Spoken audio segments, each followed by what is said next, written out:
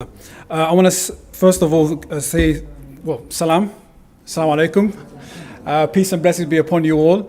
I want to thank the Haas Institute for inviting me over to be with you all today and during this very, very important conversation about belonging.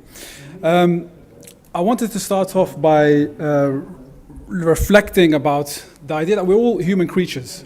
It's in our innate DNA that we are here to understand, to communicate, to live with one another, right? And there's a verse in the Holy Quran which I take inspiration from, and my basis really for much of the work that I'm involved in, which focuses on that when God speaks to people, right? Not to Muslims, but to people. And he says that we created you from a single man and a single woman, and the purpose is that you should recognize one another. We created you into different tribes and nations, that you should recognize one another.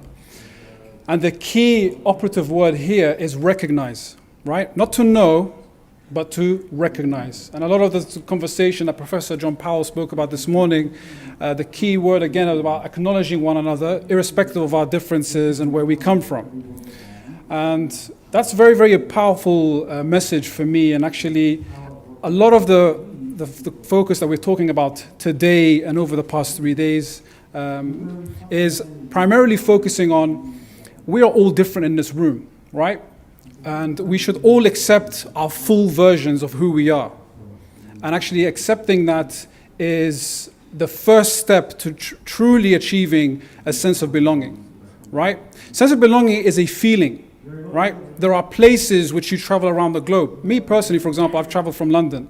There was a very brief moment while I stopped over. I was in JFK, and there was an old uncle in those sort of halal carts around the corner, and he looked at me and he said, salam alaikum.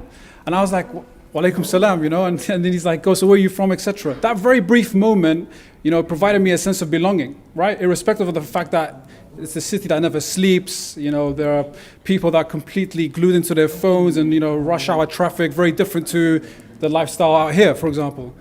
And for me, and the reason for that is I actually wanted to focus on the fact that we all here, right, carry that sense of belonging inside of us, right? And actually, we shouldn't be solely relying on the infrastructures or the public spaces or private spaces rather, which are actually constructed for us to actually have that feeling of sense of belonging. On the contrary, that is a sense of control, right? When our reliance becomes on spaces, both public and private, for us to actually have this true sense of belonging, then we've given part away of our sovereignty and our agency in who we are, right? And the reason why I mention this is because, some of the stuff that we are involved in, and I'll talk a little bit about more of the grassroots work that we're doing with Ramadan 10 Project. And that's primarily focusing on bringing people of all faiths and none to come together to explore what the month of Ramadan is about. We're just under 30 days away from the month of Ramadan, so any people observing that fast, you can share your words of solidarity right now. 16 to 17 hours without food or drink. Yes, not even water. Get asked that question so many times. Proverb, insert. But I want to reflect back to a French philosopher, Henri Lefebvre. And he suggested that a public space is a social product and an arena for the reproduction of social relations, and itself a social relation.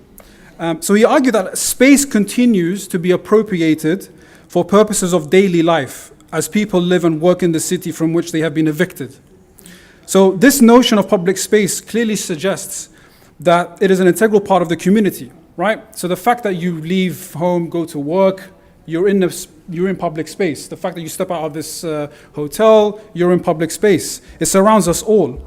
And further to that, Claude Lefort described democratic public space as large enough to accommodate only those who recognize one another within it and who gives it a meaning. And the key word here again is to recognize. Hence a projection towards social stability, a symbolic operation by which concepts are visualized as external realities, and further a rhetorical system for speaking with volume and clarity at a distance. And so the space of art, if we can say, right, this public space involves the work itself, the site, and the viewer, right? If you go to London, if you've been before, the entrance of the Victoria and Albert Museum, there is a quote inscribed which says, "The excellence of every art consists in the accomplishment of its purpose." And if we to see ourselves as art pieces or forms of arts, and are therefore our purpose really on this planet is to be able to live with one another. And actually, I want to make it clear that when we talk about the world that, right now we're in an interconnected world, right? The fact that, I could speak to people in the Middle East through the touch of a button on my phone, Europe, Africa, America, etc., around the globe, right? We're all interconnected with social media, etc. But my question is, how connected are we with one another, right? We're living parallel lives in communities, right? We're living lives within our own communities, be it here locally, nationally, then internationally. And this reflects back to the works of Benedict Anderson when he talks about the imagined community, right? What's interesting here is that two parallel conversations running here from the nation state and from a local grassroots level when we talk about sense of belonging. The narrative being pushed out from a government level is that we all belong, right? Under this nation, we all are citizens of this nation. It's far from the truth. On the contrary, how many of us, for example, I could say maybe locally, for example, in the UK, people who live in, let's say, Bristol, how much are they connected with the people of Aberdeen or London, for instance? But we still live under this notion that we are all part of one homogeneous group, right? And really, our concern should be focusing on how our version of who we are is not being watered down or being appropriated for a larger conversation. And the key word is for us today, when we walk away with, is being able to appreciate and understand our differences for who they are. And we shouldn't be trying to attempt in any shape, way, or form to try and bring about a sort of change or to try to sort of neutralize any sort of threat or difference that we see in one another, but actually, on the contrary, celebrate those. And what we've done in London, for instance, is in doing that, and of course, we're at a time where anti-Muslim hate crimes are at the highest levels ever in Europe and in the UK, Islamophobia at its highest levels ever recorded.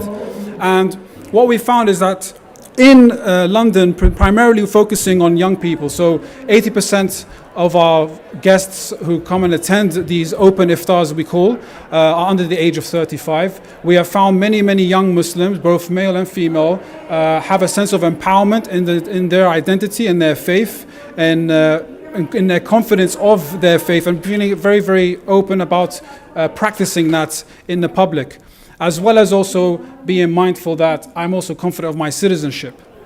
And what I find quite interesting is when we come to talk about integration vis-a-vis assimilation, the sort of case studies that are celebrated are quite often the ones in which are seen as we will accept, right? It's almost like the James Baldwin example that we heard earlier this morning, right? That is particularly with the British Muslim experience, what we find is those who are sort of watered down versions of their Islam. Actually, we like part of your Islam, but not the whole full concept of Islam, right? Actually, I'm sorry, this is who I am. You have to accept me completely for who I am. Whether you agree with me or disagree, that is not the point. You need to recognize who I am and why. That is the starting point. That is the basis point here. I am certain that I probably disagree with most of you here on many, many issues, right? But the point is, the starting point is I fully respect and appreciate that we are all different. We have to be. We will be created differently, right? And we take that as a starting point to build alliances, to actually acknowledge that our sense of belonging is in our unity in diversity. That is the most important thing.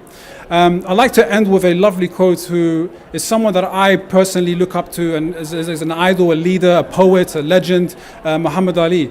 The quote is, "Service to others is the rent you pay for your room here on earth," right?